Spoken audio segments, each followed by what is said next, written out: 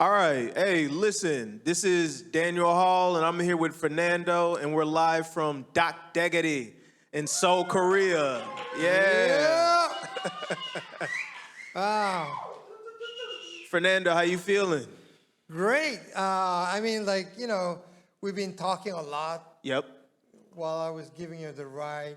Yep. And then we should not keep this just to ourselves. Right. We should be telling other people. But there was one little thing that came to my mind. You know what? When you're talking in the bar, you're really funny. Yes. You think you're funny, and then you go up on stage on an open mic. And it's totally and different. You bomb. Yeah. That's one of the things that really got my mind. Like, what if in camera, what we were talking about is awful? Exactly. So we finna find out now. Let's see. All right. So look, Fernando, you're a super interesting dude, man. You've been all over the world. I thought you were half Mexican in Korea. Not fully Mexican. Fully Mexican. Yeah, what was I thinking? And so you have all these multicultural experiences. You speak a couple languages. Uh-huh. I'm only from America. I'm from America, so we only speak one. Yeah. Yeah. That's what Americans do. But what got you into stand-up comedy? I think for many stand-up comedians, it's about the same thing. For me, it was like I just woke up one morning and out of the blue, I wanted to do stand-up comedy. Just like that. No way. Really? No, because you're not paint that picture a little bit. What's that morning? What did you eat for breakfast? Well, you have to forgive me on my memory. I have a horrible memory. But I remember it was about almost 6-7 years ago. Yeah. About 3 years before I started doing comedy. I just wanted to do stand-up comedy, and I don't know what really got into me, but I thought I could do it in Korean. Okay. At first, I wasn't thinking about English stand-up comedy. Uh-huh. I thought, I think I can make people laugh in Korean. And I went all over my friends, like, if you have a bar, just give me a little space.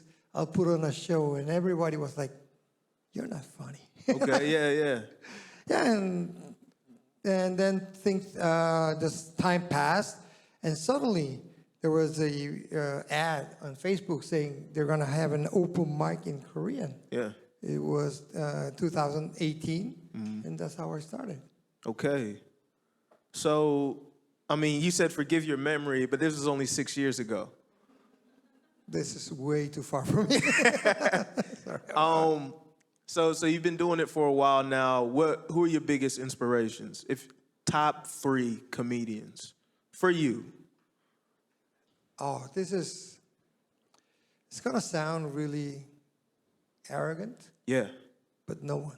Really? Yeah. Okay. Can you explain? I'm not saying they are not funny or nothing.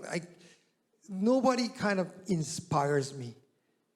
Oh. I don't look up to any comedian. I enjoy their comedy. Okay. But there's not one comedian that I feel like I want to be that guy. Okay. Yeah. Now, is this something deeper to where you're saying like nobody? This isn't even a comedy thing. Are you saying like nobody inspires you? You're kind of just focused on the craft. Is that what you? All right. I think I gotta choose my wording correctly. Okay. Here I'm already in the past of being an asshole here. I'm trying to get I'm saying a lot of people motivates me to be a great comedian. Okay. But what I'm saying is there's not one comedian that I look up and say, I want to be like him. Okay, for sure. I want to be my own, with my own vibe. I want to be a Fernando that has his own kind of comedy. Yeah. And but one comedian that I really, really want to be like, I don't know, I'm contradicting myself already, is Trevor Noah. Okay, yeah. The part of where he can just talk for 5 minutes without being funny. Yeah. And everybody listens because he has great thoughts and great views. That's one of the things I want to be. I want to be able to talk for 5 minutes without any punchlines or jokes. Yeah. But people will try to listen to me and see, let's see what Fernando's got Yeah. on this. Those are the things I want to be. For sure. But I think before that, I have to be funny. Yeah. And then after that, let's see the dark side or the serious side of you. Yeah. Yeah, but I think I'm not past that funny side yet. Okay, no, I get that because I think it was Chris Rock. He'd said something like, you know, you could. Well, first of all, Patrice O'Neal had made the statement. He had a whole documentary called like "Easy to Kill" or something like that. Mm-hmm. And the idea is like you can chase the laughs, but you know, are people really listening? And I don't know if you've ever been in a room where like the comedian is making people laugh back to back to back to back. Everyone's having a good time, but then when the show is over, they're not as memorable. I've seen that a few times. So people are laughing, they're having a good time, and they be like, I don't know who that was or what they were talking about. Wow. Yeah. And you know, it's not to say that that comedian is less of a comedian, but it depends on, you know, like what you're in it for. It reminds me of something you said to me, Okay. which gave me a very good insight of what I should do. Said, we have to make people laugh, but don't be a clown, be a comedian. Yeah. That really got me thinking a lot about what kind of things I should say. And I hear sometimes from the audience member something that you said, oh, it's funny, but it's not comedy. Okay, yeah. You know what I'm talking about? Like, hey, you laughed, man. But it was funny, but it was not comedy. I didn't get any insight. It was just like, in Korea, we call it kegu. Okay. Like more like a physical comedy. Oh, slapstick type thing. And character-based comedy, all that. Right. But there is no inside of the world or inside of the view. But I really want to make people laugh. This goes on to the question that you said. I really want to make people laugh. Yeah. But at the same time, it's like, I want to hear more about him. Right. I want to hear a deeper story. Like more serious things. That's where I'm heading. Yeah. I don't know if I'm getting there. Am I getting there, guys? We got a live audience here. Right. We got a packed house. And there's this guy who's been one of our leaders in comedy, Chris James. Shout out to Chris James. Shout out to Chris James. Yeah, he made this all stand-up comedy scene in his Seoul and Korea possible. Yeah. And he was just going like this and like. But yeah, comedy is interesting too because it's like it's evolving into this thing where, you know, it used to be, let's see how I'll say it. I'm just freestyling. We could correct it. Mm-hmm. It used to be about like jokes, and then you wouldn't have to necessarily know the person behind the jokes. It could just be jokes, set up, punch. But now I feel like people are having to give more themselves, maybe than they did back in like the 80s or the 90s. I mean, do you have any opinions on that? Any thoughts on that? But I think it goes to any kind of entertainment. Okay. That, you know, at the beginning, just the fact about having a setup and punchline was funny. Yeah. And also music too. Yeah. You know, but you know, one of the things about creation is that it has to be new.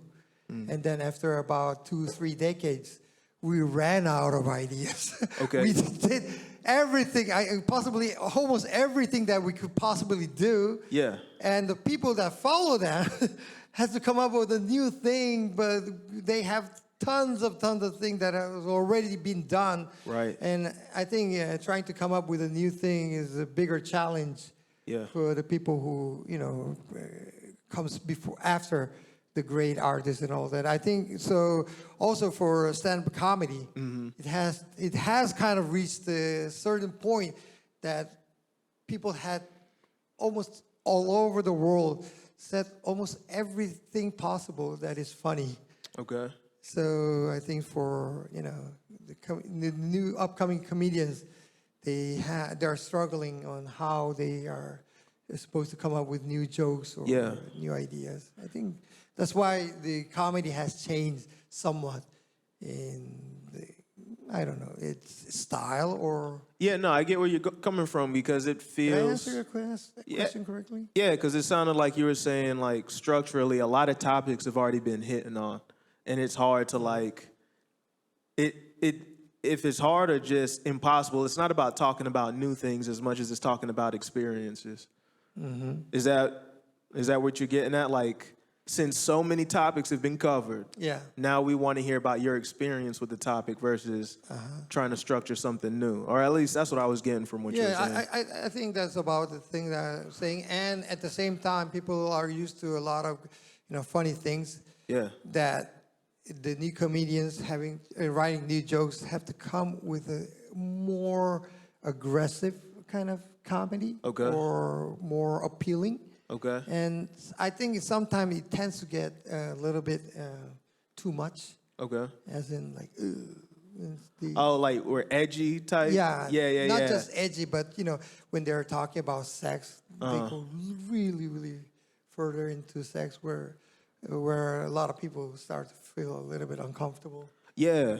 And they feel that's comedy. Like, like getting people uncomfortable. Yeah. It's, Yeah, the shock value type people where they're like not really bringing a value to it, but they're just trying to like push a thing. So I also wonder if that's got to be like geographical too, because, if a culture is more used to talking about sex in a very explicit, detailed type of way, then you're really not going to shock them. I think this is not a direct answer to your question, but I'm a Korean. Yeah. Despite the way I look, I'm Korean. And allegedly. Yes, I speak very good Korean. Me Trust too. me. 한국말 아주 잘합니다. And the thing is, the Korean comedy scene has yet to discover a lot of realm of the things that we could talk and should talk. Yeah. And culturally and politically, right. The Korean people have been oppressed of expressing the truth. Yeah. You know how politically, when you're under a dictatorship, the worst thing for them is the truth. Yeah. So no comedians were able to talk about that. And culturally, we were very conservative. Okay. Up until very recently, so talking about sex was frowned upon. Yeah. Tabooed upon. So I think right now for the Koreans, it's a very, very good opportunity because I don't know about what other people think, but all the phrases, all the wordings, and all the expression that the American people use and sexual things are said by someone for the first time somewhere around 30, 40 years ago. Okay. Yeah. It wasn't there. Yeah. Somebody really funny said really funny, and everybody said, we're going to use that expression from now on. Gotcha. Like how Shakespeare made a lot of experience common in English. Yeah. I think one of the best things that the American stand-up comedy did, I don't have a research on that, but they made a lot of new vocabularies and a lot of new words that people could use to express their sexual culture. Got you. So yeah.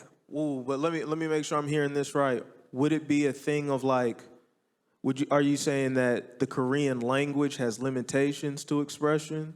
Or is it more so just because people don't necessarily feel comfortable joking about certain things that they don't feel is free to express certain things? Is that making sense? Yeah. What Korea is experiencing right now is, I think, about 60 years ago, America. Okay. Where we didn't have those kind of expressions. We didn't even have, we have a word for a blowjob. Okay. But it's Japanese. We don't have a Korean word. And Japanese words in sex sounds really, really dirty. I don't know. Sorry, Japanese people, if you're watching from Japan. Sumimasen. Watashi wa Kankukujin desu. I'm really sorry about it, but a lot of expressions that we use. For blowjobs, we use sakashi. Okay. And I don't even know exactly what it means, but it's blowjob in Korean. And I think right now what the Korean comedians has to do is find a way to talk about sex which wouldn't be that offensive. Okay. Where we didn't have to use Japanese or English language. Yeah. But it would be something like fun to express, and people would not be as offended Yeah. when they hear it. Okay. Something that like 56 years ago, American did. I think right now we're having a lot of comedians do it one by one. Okay. But we're still in that very, very awkward when we talk about sex, position. So the guy who tries to say it for the first time has to be a pioneer, has to be very brave. Yeah. And most of all, I think he has to be very likable, but I can't do that because I'm old, and in Korea it's very difficult. It's very difficult to be likable when you're old in Korea. Dang. In English, it's like, he's old, he's cute. But in Korea, it's like, he's old. Yuck. That's Gotcha. it. Okay. So I can't do it. I hope like one of the young comedians, even women comedians, a lot of women comedians. Yeah. Jackie could do those kind of things and be the pioneer of, having, giving Koreans things they can talk about, ways they can talk about without, being very dirty or aggressive to other. Right. No, I get what you're saying, because Jackie can say some wild things, but it's fun, Or she makes it fun versus like, I guess you're saying in Korean culture, if it was to come from you, it could just be like, but it's just like, I get that in a sense. I mean, I hope I'm not making too much of a generalization, but like, I don't want to hear non-black people say nigga, you know what I'm saying? This is an actual statement that I got. Okay. I went up stage and talked about sex. And then everybody was like, maybe the joke wasn't really good. Yeah. But I don't know. People really didn't like it. Yeah. And then, I went out and there was another comedian trying to be nice to me. Yeah. Trying to make me understand what was wrong. And this is what she said. Literally. When you talk about sex, you look like a father who is talking to his teen daughter about sex to their friends. Yikes. That's the vibe you give when you talk about sex. And I'm like, shit. Yeah. The only solution to that situation is to shut the fuck up. Or can I say fuck here? I mean, hey, it's our show. We'll just beep it, whatever. To shut up. Yeah. And we're like, I cannot talk about sex anymore? Is that like the vibe I'm giving? Yeah. Nah, but that's interesting, because like you could use that though.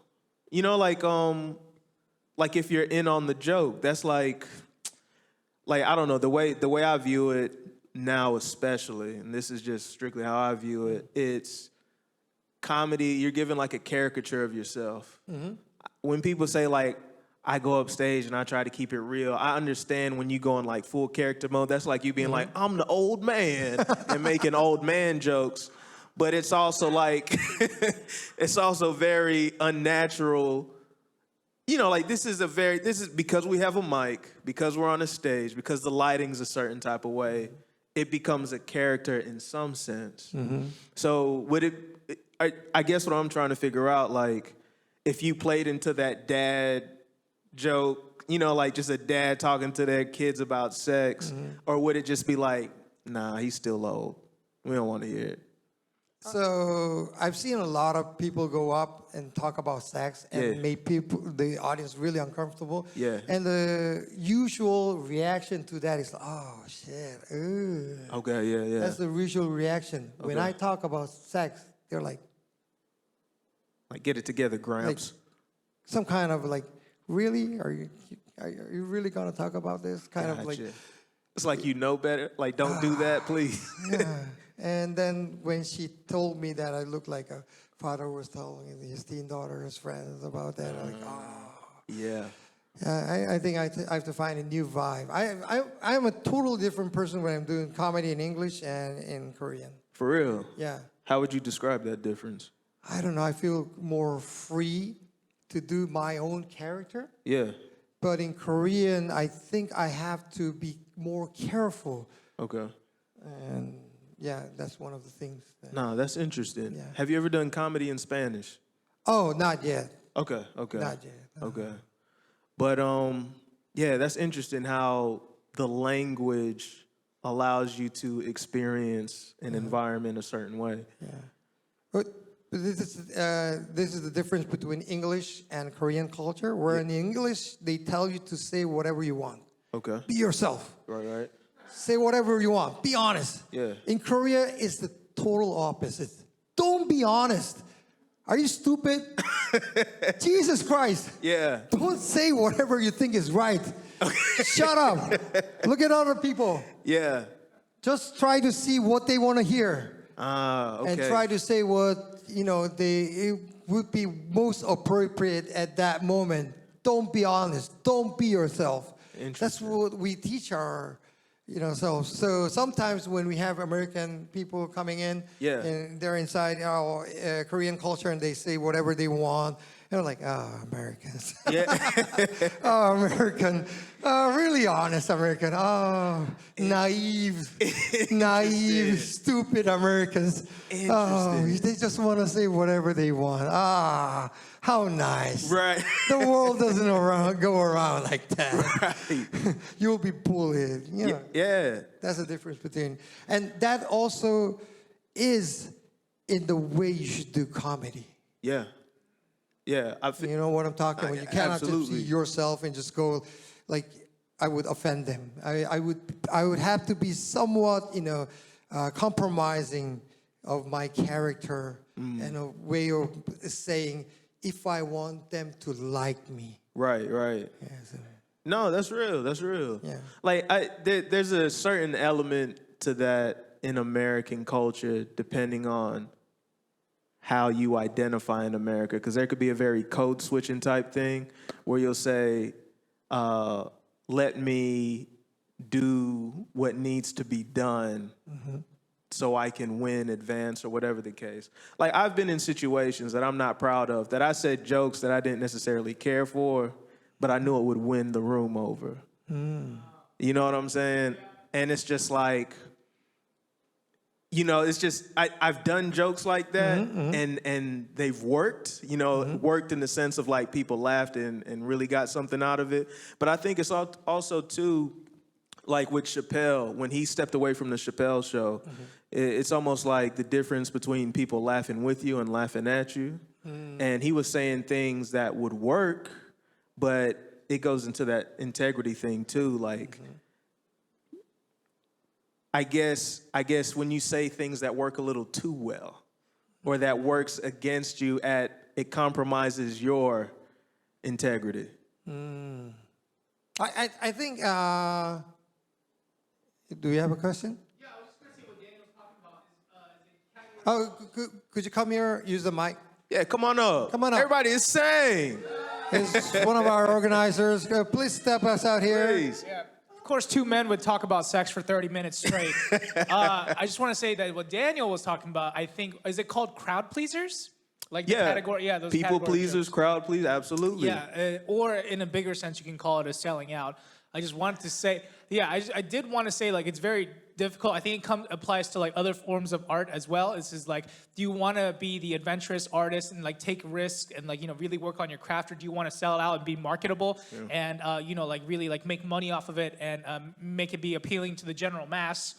Which is harder to do with something that's like really unique at times as opposed to like crowd pleasers. So I think like from what I always think about is like you gotta reach a fine medium. I think if you want to be true to yourself and only want to be the artist and don't mind about the money and like the financial aspect of it, then you should be true to yourself. But at the same time, if you do want to live off of it and just want to work in the entertainment industry and still want to be kind of political with it, then perhaps having a few crowd pleasers and like sellouts is a good idea as well. But always having a fine medium is good, because if you do too much sellouts, too much crowd pleasers, I think you lose, like you said, who you are as a person. Yeah. Sorry I went on for too long. Appreciate that. Appreciate that. Right, as you can see, we're doing it in front of live audience. Proof. and that is not like a speaker kind of recorded applause, but. Very, very interesting thing said. Yeah. But I think it's a little bit, different from what I was saying.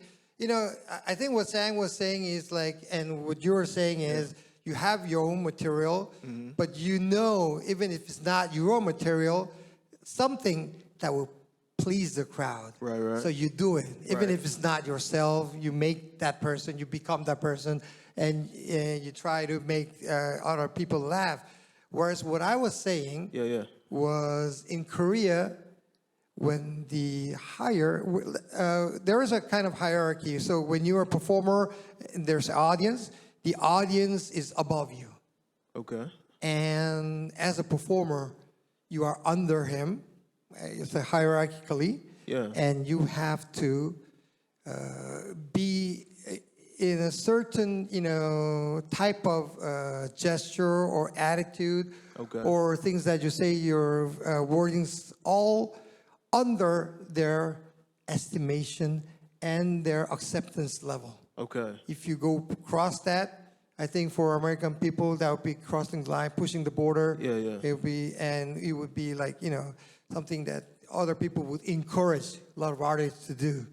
Like make them like awkward, like make them feel like pushed. Yeah. Whereas in Korea, they say, don't Okay. make them awkward. A stronger border control. Yeah, right there, right there. Like, Okay, I get you. don't cross that line, like, don't be yourself. Whatever you do, do not Yeah. be yourself. Be the self that they want you to be. Interesting. That is actually the thing we teach Korean young people. Like the youth. And I hate that. But Damn. whenever I say that to young people, Yeah. and then they go home and say to parents, Yeah. the parents call me. Serious. Are you out of your mind? They're like, what the hell did you tell my son? Yeah. To be himself? You crazy? That's interesting. That's interesting. Right. So dealing with all this, I mean, you grew up in Korea, correct? As a child, I grew mostly outside. Qatar, Dubai, Argentina, Mexico. Damn, I man. lived about a little bit more than 10 years Really? in those countries. So how long did you live in Korea? So I lived when I was very, very little. Okay. And then most of my school years, I Yeah. spent outside. Oh, And wow. it's when I was in third grade, Yeah. when I came back from Dubai, Yeah. I didn't know how to speak Korean. Oh, wow. And yeah, I got bullied a lot. For not knowing how to speak Korean. Yes. And I didn't even look like a Korean back then. I mean, you still, it's questionable. And this is a true story. I came in the first semester. Yeah. And throughout the first semester, like I couldn't even take the exam because it's not like in the United States where you're doing worse, you get to another class. Yeah. It doesn't really matter what kind of level you're in the same class. So I couldn't catch up on anything. I couldn't even read what's in the text. So, and then I learned how to read. This is so stupid. During vacation. Okay. And my mom told my teacher Yeah. that I learned how to read. Yeah.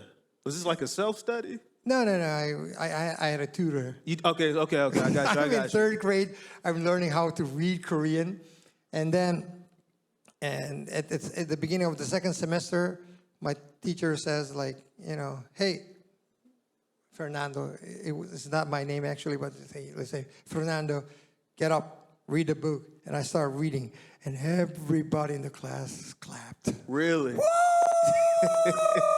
That's how bad. Sorry if I bored you with my story. One of the audience members is leaving.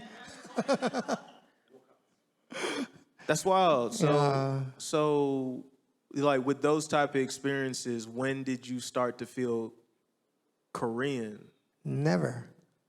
And so this cultural values, because like I was raised in America, but I was raised by Jamaican parents. So it's not like I lived in all these different countries, but I could see where the cultural values clashed. So for instance, like you're talking about speaking different languages. Jamaicans speak patois on paper. You could just say it's English, but it's its own varied version. I can't remember the technical term for it. But anyway, there's certain words I could say at home or certain words I could say at school that I couldn't say at home. And then that kind of cracked the window open to me, like, oh, this stuff isn't that real. Like, it's not to be respected that much. One of my favorite things to say is bomba clat. I can't say that at home. As a kid, I do not say that at home. But I could go to school in 3rd grade, and my teacher could say, Daniel, you need to do better in school. And I say, bomba clat. My voice wasn't that deep. It's more like bomba clat. But you know what I'm saying? And that was the idea, is just like, oh, I can do this in one environment. I better not do this in another environment. But then I was seeing, like, it's very offensive to my parents. The teachers almost think it's funny. They think I'm saying ba ba ba ba ba, you know? So with you having all these different experiences, living in all these different places, at some point you kind of see where, like, culture is a joke. Or maybe not. I don't want to put words in your mouth, but you start to see differences, and I'm sure you see inconsistencies. And when I was in Dubai, Qatar, I was in the 1st grade, 2nd grade, so I was very little. Yeah. So I didn't have a hard time. Yeah. The hard time was when I went to Argentina, and I was about 5th and 6th grade. Okay. And sorry, Argentinian again. I'm, offending Japanese now. Hey, the whole world can get it, man. I don't know how to put this, but Argentinian people are back at that time. Let's say, I don't know now. Yeah. From your really, experience. really racist. Yeah. To the extreme racist. Yeah. And I don't want to go really deep into this, but I had a lot of moments that I want to kill myself because I couldn't take it anymore. Yeah. And I couldn't even tell my parents. It was so hard. But the hardest thing for me was when I came back to Korea, and everybody hated me because I wasn't Korean enough. Damn. That was harder Damn. for me. And I had people just kicking at me from back. Boom! Like, And they're like, hey, speak properly. Like, speak proper Korean? Yeah. Shit. And then I was like, never me out this. Very awkward pronunciation. I would say, what is wrong with my pronunciation? Like, damn. You're Korean. Like, there's nothing I can do. I've never spoken the language. Yeah, and you're young. And the treatment that I got from Korean people was worse than the racism that I had to endure during Argentinian time. Damn. And those were the time made me realize, wow. I think a lot of foreigners go through this. Yeah. Koreans are mean bastards. Yeah. Fucking awful. Yeah. Like, can you just understand I was living abroad as a kid and I didn't have the chance to learn the language? No. You are wrong. Not prepared enough. Dang. Yeah, that was hard. That was one of the things I had. And up to this date, I think I joke that I'm Mexican. Yeah. Because I still have that traumatic, memories of me not being... To maintain your visa, I don't know. But no, I'm listening. No, but still now, Yeah. when I say I'm 100 Korean, they're like, really? Are you? Yeah. Yeah, so... To native Koreans. Yeah. Yeah. Up to Damn. now, still go through that. Yeah, but I think we can talk about this being Korean thing later. Yeah. Because this itself is another big topic about For sure. how Koreans don't want, different things, and they're so beta to everything else. How we don't accept foreigners, other religions, and other beliefs. I think those are the areas that we can cover later on. Yeah, for sure. Some parts sound like America. So, moving on. Do you have favorite bits? I know you want to be you're focused on being your own comedian, but are there like some bits where you're like, I really like that, where you can kind of memorize it? From another comedian. Yeah. You're touching in my memory. Oh, too much. Okay, okay. This is the thing. I love jazz music. Me too. I listen to them, Yeah. and I don't know the title. Oh, okay. Like, and also go for the food. Okay. I eat them, and I ask them, "What is this?" And oh, this is something like, oh, and I don't remember what it was later on. Okay. It's a serious thing about my memory. Okay. And yeah, for those things, I also have for comedy. Yeah. Where I would see something really funny. Yeah, yeah. And all I remember is the emotion that I had. Oh, that's real. I don't even remember the comedian's name. Damn. All right. Sorry, Sang. All right, so yeah, shall we take a little break? Yeah, we'll take Come a back? break. Okay. Yeah. All right, we're in the second half of our pilot episode. Yup. So what did you think about the first half of it? It was good. It was good. We got into some pretty thoughtful things. All right. You know, vibes are easy. All right. I don't know. I don't know.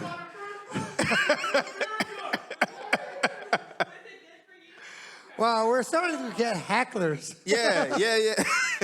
I think this is one of the first live shows with real hecklers. Yeah. This is one of the reasons we shouldn't have comedians as an audience. Oh, Jesus Christ.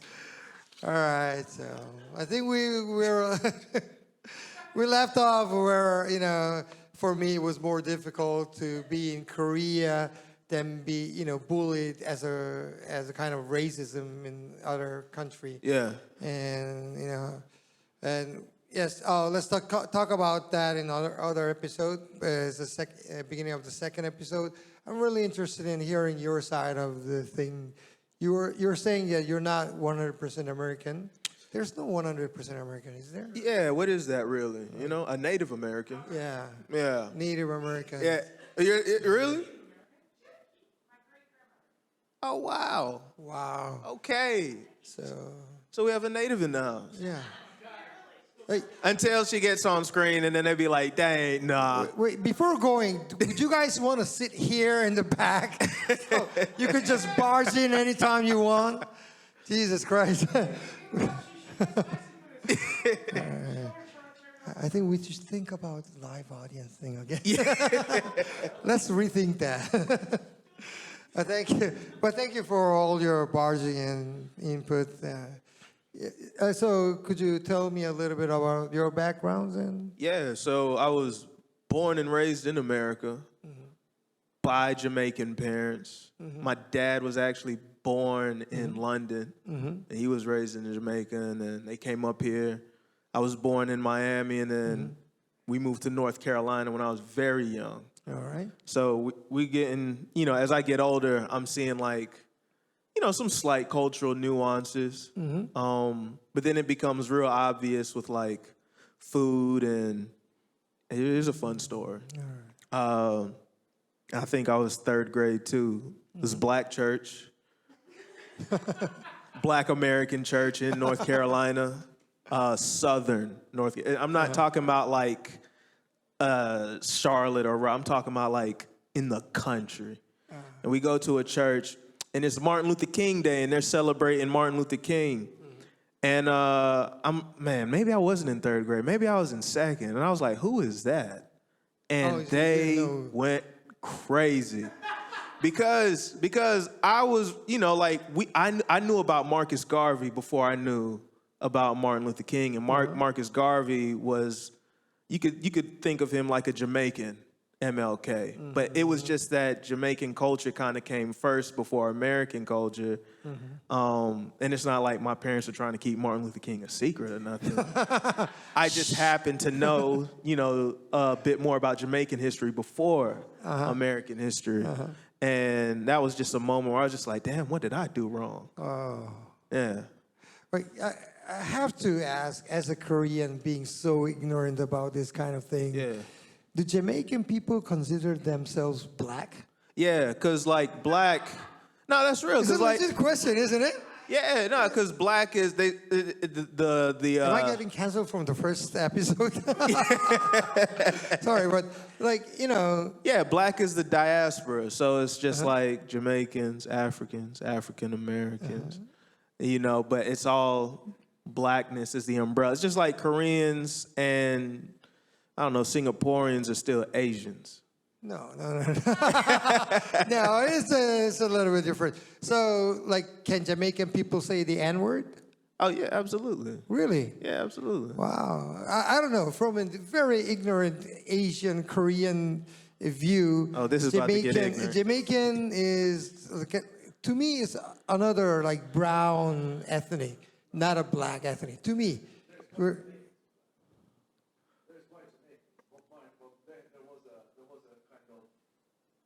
You need to have the mic. No, I was saying don't come. Don't talk. What I meant was don't talk. Please don't talk. He's the camera director. Why, man? Why? You're not the audience. Sorry, man. Just because, maybe it's a little bit different, but, Indian people are dark too, but we call them brown. We don't call them black people, Indian people. Yeah. I think the biggest difference is just Africa. So if the people come from Africa. So the black people or the darker people in Jamaica actually came from Africa? Yeah, slave trade. Oh, really? Yeah. Wow. I thought because it was a hot country. Okay. They were like that from the beginning. Nah, like I think natives to Jamaica look like Indians or Latin folk. When like Native American Latin folk. Yeah. I'm sure this is the question a lot of people had in mind, but nobody had the Never nerve thought. to ask, are you black? Yeah. Going to Jamaican people. Are you black? Yeah. No, Jamaicans came over there by ship for labor. Oh, my God. Yeah, yeah. So basically you are African American.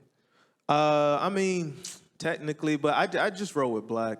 It's simple. Would you have some kind of differences that you have? Like besides that, you lived in Jamaica, the Jamaican black people and American black people. Yeah. Could you say something about it that is different? Oh, what's different other than like obvious things like food and accent, language? You talking about just like day-to-day living? Mm-hmm. No. I mean, yeah, it's food and accent, but as far as like, because really it's just people. So I can't really think of like any distinct differences outside of that. Oh, well, let me think. Because then the other thing you could think about is like a Jamaican immigrant experience, which I think would be different because I used to run this joke, but the overall idea was you don't go to America to be happy. You go to America to get successful. Because if you wanted to be happy, you'd stay in your homeland. People want to be happy, so they vacation to Jamaica. Yeah. Right? If my folks were that concerned about being happy, they could have stayed. Oh. But you migrate to America to be successful. And I think that's the American dream, Right. Let's get this money. Oh. I think the question that I wanted to ask is something that we talked about. The black people in Africa and the black people in America, to me, they are so different. Really? Yeah, because to me, the African people, the black people in Africa, are really quiet, very shy, and they don't have like a very, very strong, expressive culture. They have good cultures, but they are not like American cultures where they're like, they try to say something, and they had rap, being very angry at the society and all that.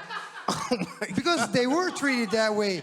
And one of the reasons that we talked together about this. We did. Don't put everything on me. No, I got you.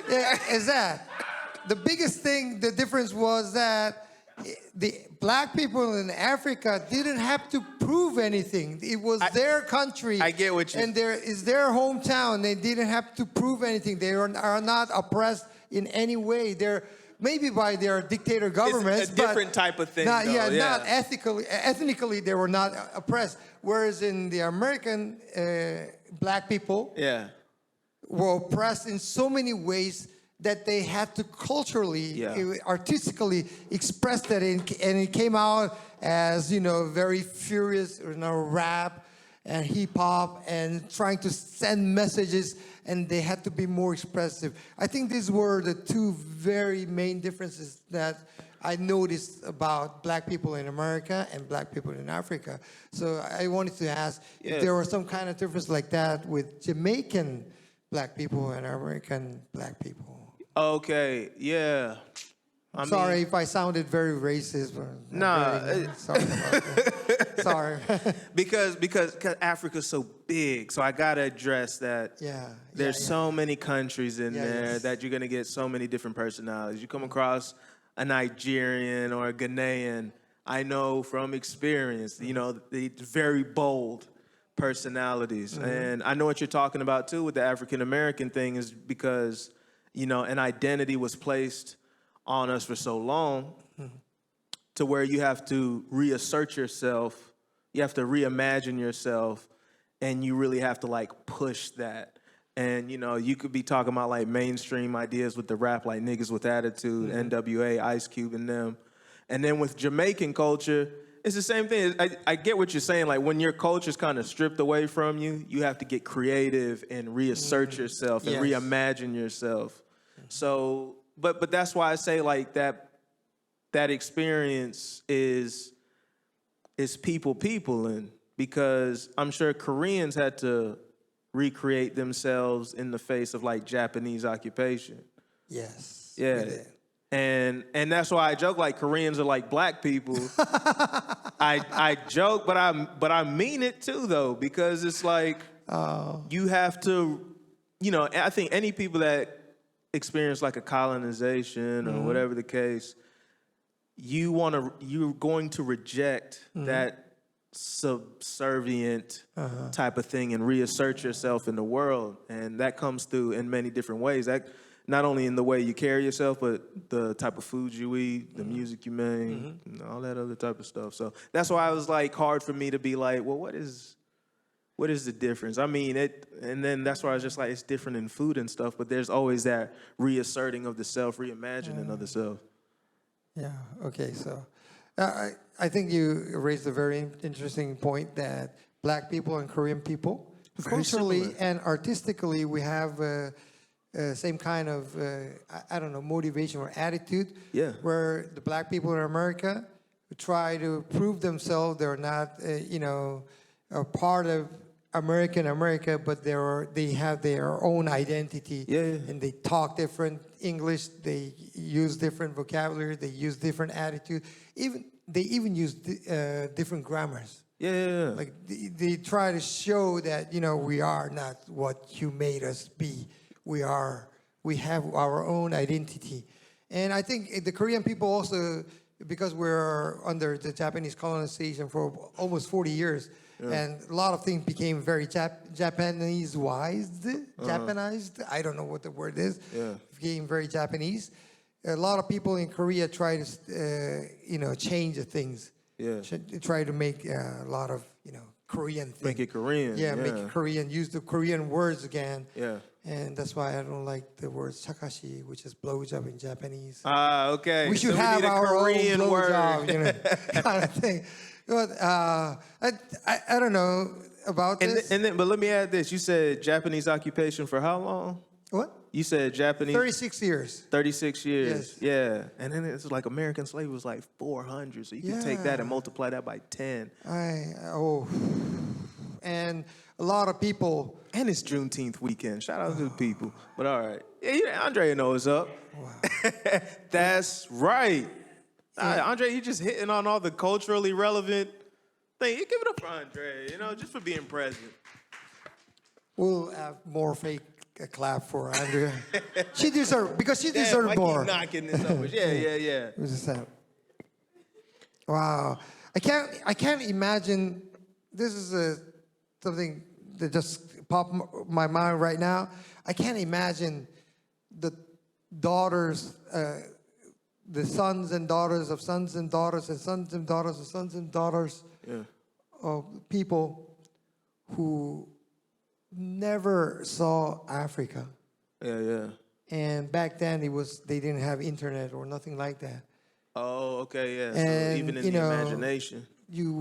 You are, and then you become like 6 or 7, you start to see the world, and then your fathers, your mothers are being oppressed by the sweet white people, just hitting them without any reason, and then you're so afraid of asking, and then you grow up older, and you have your child looking at you the same way you looked at your parents. Why do we live like this? Interesting. And wow, I can't imagine the emotional or the, like, I don't know, like they would have I think they would have that confusion. Why are my parents like obeying all that bullshit? Or why are we living like this? Right. Why can't we just run and start our own life or go back to our country? Right. And they just never answer that question. Goes on. And 400 years, did you say? Yeah, it's a long time. It was like deep, psychological, it was intense, unbelievable. Jesus Christ. We did that for 40 years and we feel like we're like, raped with, extreme level, but wow. Yeah, it's pretty wild. So, Jesus Christ. So, but you talk about the generation. Sorry, I don't know. I don't know why. It's just bombing my mind and like, go through that. I think, and beyond all that, I think, I think you could get a little bit, what would you say, like, instead of trying to express, you be more discreet and try not to express. Would be a better survival attitude. No, I get you. But that's just how cool black people are, man. And I think after they got all oppressed and little by little, they were allowed to speak themselves. I think there's only one way to go, but to be more expressive of all the years that you were kept silent. Right, and then it's just like if, they could take many things, but they can't really take your expression. It's them type of things. But so let's, like, even with Korea, like Korea skyrocketed. Korea's economy grew very quickly. Now, my timelines, let me know if the timelines, but I'd imagine that the kids that were looking at their Korean parents like, why are we living like this? And the Japanese occupation, then that's over. And then Korea's economy just starts booming and booming and booming. Is my timeline messed up on that? No. I think here a lot a lot of people will disagree with me, and I'm not a historian or maybe. Oh, yeah, we're not experts. We just kicking we're it. just consider us as a quack theorist kind of thing. But Talking shit. hear during the Japanese colonizations, many people believed that it was better than Joseon Dynasty. Because at least we didn't have nobles. Damn. During because in the Joseon Dynasty, one really, really horrible thing was that we had hierarchy. Yeah. It's almost like a caste system. Yeah. And if you were born in the lower hierarchy, there was no way you can. You stayed in there. Yeah, you stayed there. You were slaves. And Korea is one of the few, if not only country in the world, who take their same ethnic people as slaves. Damn. And so this is what, it's not really, it's not a joke I really did. I just had in mind. Yeah. What if the white people, instead of going to Africa, came to Korea to look for slaves?